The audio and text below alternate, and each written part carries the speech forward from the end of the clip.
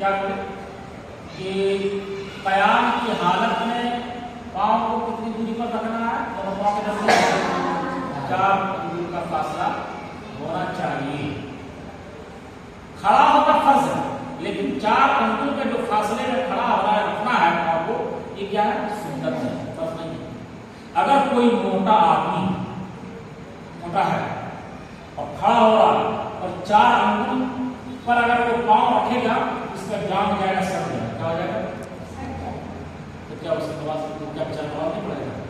ایسا کچھ نہیں ہے. اس کو جتنے میں آرام سے وہ پیر رکھ لے رہا ہے رکھ لے، اس لیے اس کے ساتھ مجبوری ایک تو پیٹ بڑا ہو گیا، جان اتنا موٹا موٹا ہو گیا، کیا کرے گا؟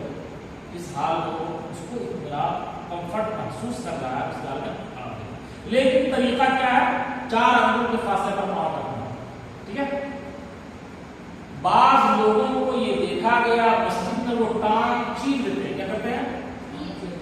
ٹانگ چیر دیتے ہیں. اور وہ لوگ ایک حدیث کا حوالہ دیتے ہیں، ایک حدیث کا حوالہ دیتے ہیں. تو وہ لوگ حدیث تو پڑھ لیا لیکن سمجھ نہیں پائے. کیا کیا؟ سمجھ نہیں پائے. ہر آدمی کے بس کی بات بھی نہیں ہے کہ قرآن اور حدیث کو سمجھ لے، قرآن اور حدیث کو سمجھ لے. یہی وجہ ہے کہ اللہ رب العزت نے قرآن پاک میں ارشاد فرمایا کہ اگر تم نہیں جانتے ہو، اگر تم نہیں جانتے ہو تو جاننے والوں سے پوچھ لو. جاننے والوں سے پوچھ لو. اگر تم نہیں جانتے ہو اور جو جان رہا، اگر تم نہیں جان رہے ہو تو جاننے والوں سے پوچھ لو. زبردستی ٹانگ مت اڑاؤ کہ یہی چیز ہے. یہی امام اعظم کے بارے میں بات آئی. دیکھو امام حنبل کیا ہوا ہے کہ امام اعظم کا، اور یہی ہمارے امام اعظم سے منقول ہے، یہی ہمارے امام اعظم سے منقول ہے. کئی امام ہیں مذہب اسلام میں مشہور امام ہے 40. یاد رکھنا 4 فرشتے مشہور ہیں. فرشتے تو بہت ہیں لیکن 4 فرشتے بہت مشہور ہیں. کیا کیا؟ حضرت جبریل، حضرت میکائیل، حضرت اسرافیل، حضرت عزرائیل. 4 فرشتے مشہور ہیں. نبی کے 4 خلیفہ، نبی کے یاد ہے؟ یاد رکھو نبی کے 4 خلیفہ. پہلا حضرت ابو بکر صدیق رضی اللہ تعالی عنہ، دوسرے پہ حضرت عمر رضی اللہ تعالی عنہ، تیسرے پہ حضرت عثمان غنی رضی اللہ تعالی عنہ، چوتھے میں حضرت علی رضی اللہ تعالی عنہ. حضرت علی کا نام سنو صحابہ میں یا علی یا علی یہ کون ہے؟ حضرت علی یہ حضرت امام حسن حسین کے ابو جان ہوئی، اور یہ ہمارے نبی کے داماد ہوئے. حضرت عثمان غنی کی داماد ہوئے اور حضرت علی کی داماد ہوئے. ٹھیک ہے. تو حضرت ابو بکر صدیق پہلا، دوسرا میں کون ہے؟ حضرت عمر، تیسرا میں کون ہے؟ حضرت عثمان غنی، چوتھا میں کون ہے؟ حضرت علی رضی اللہ تعالی. ٹھیک ہے. یہ 4 خلیفہ اسلام میں، 4 خلیفہ اور 4 امام بھی ہیں اسلام میں. 4 امام اور چاروں امام پر حق ہے. ایسا کسی کوئی غلط پر نہیں، کوئی غلط پر، چاروں امام حق پر ہے.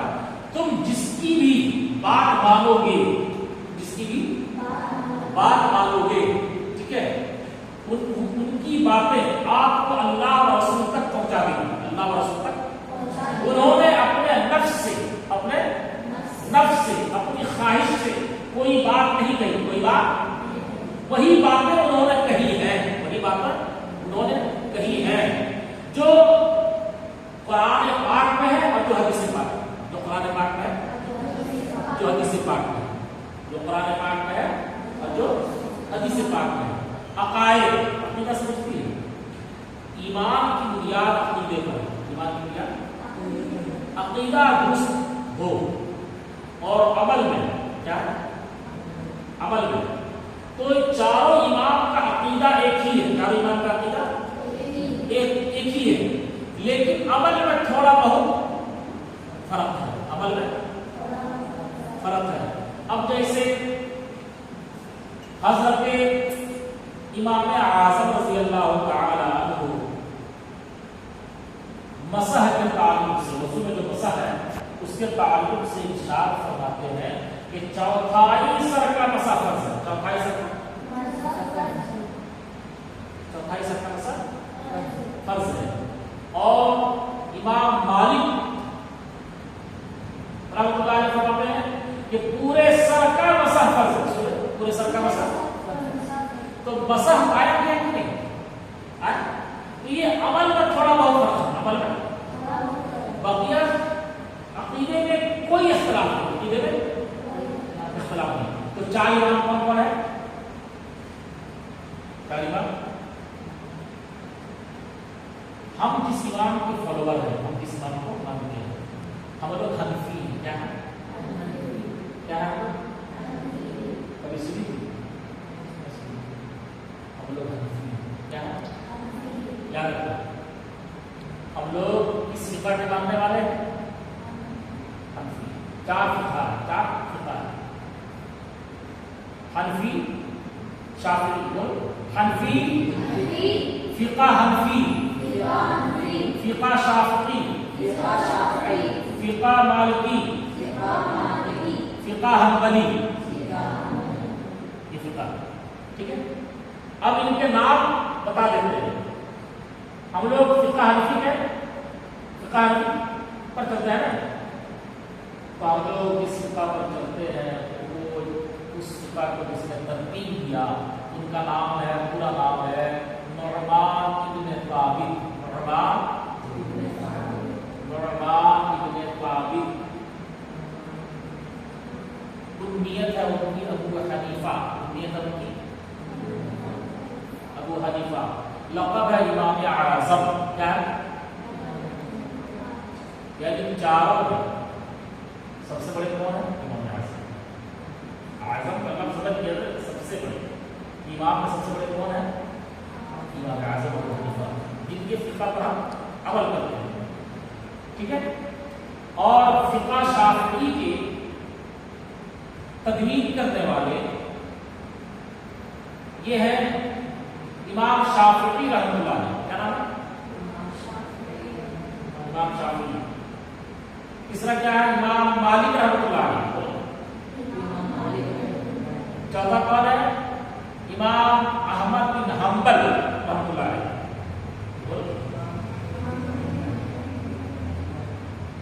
تو کیا فقہ ہو گئے؟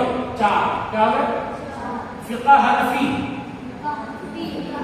فقہ شافعی، فقہ مالکی، فقہ حنبلی۔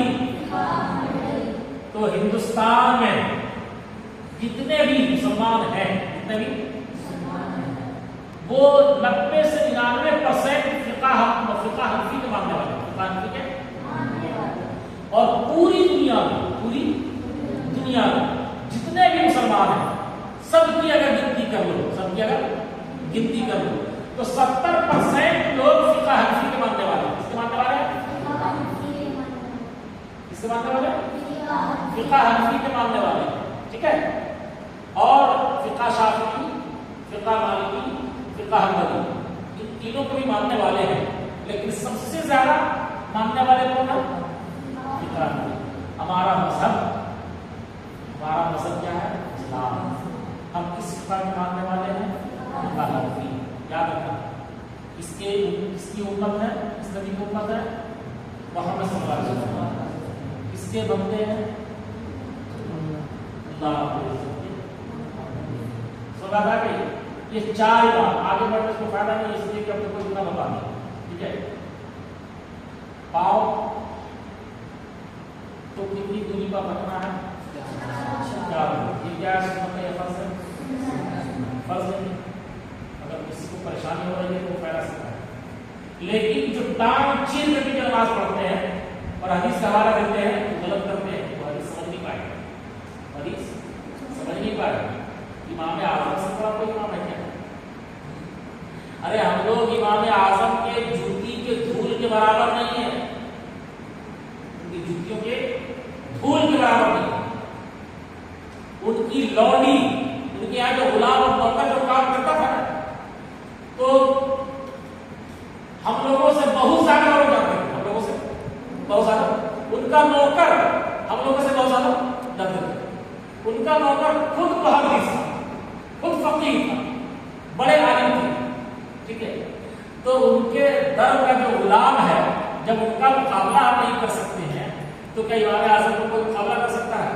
तो इमाम आजम ने जो हदीस को समझा वो हमसे बेहतर समझा कि नहीं?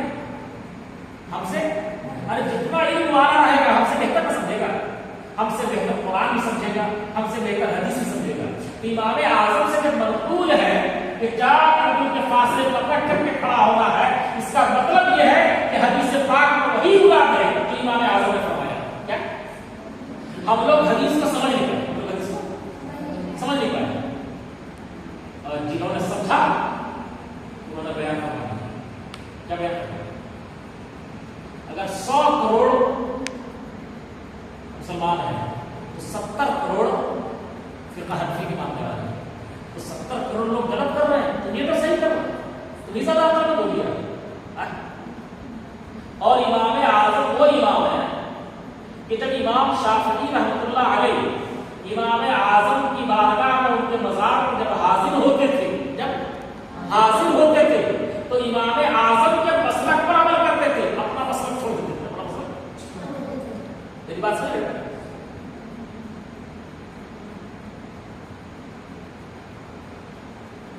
ठीक है, देखो बहुत ज्यादा तवील गुफ्तगू हो जाएगी इमाम शाफी क्या कहते हैं, इमाम आजम की बारगाह में पहुंचे, लेकिन इतनी बात यह है कि बहुत जबरदस्त आदमी, बहुत जबरदस्त लोगों ने तो ये कहा कि अगर इमाम आजम किसी मिट्टी के ढेले को अगर सोना साबित करना चाहे तो सोना साबित करने के आप उसको काट नहीं पाएंगे, आप उसको है तो मिट्टी, लेकिन सोना साबित करने पर उतर आए तो सोना साबित करने के आप काट नहीं पाएंगे। तो जिसके पास इतनी दलील हो, और आपकी इतनी समझ हो, हदीस की इतनी समझ हो, वो क्या कुरान का गलत मसला बताएंगे? इसलिए इमाम आजम लोग मानने वाले हैं, इमाम आजम ही के मसलक पर हम लोग को अमल करना है।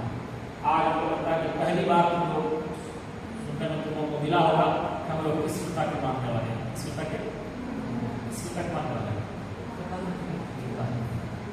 ये फिक़ह हनफी पर है, किताब लिखी गई है फिक़ह हनफी पर लिखी गई है, ठीक है।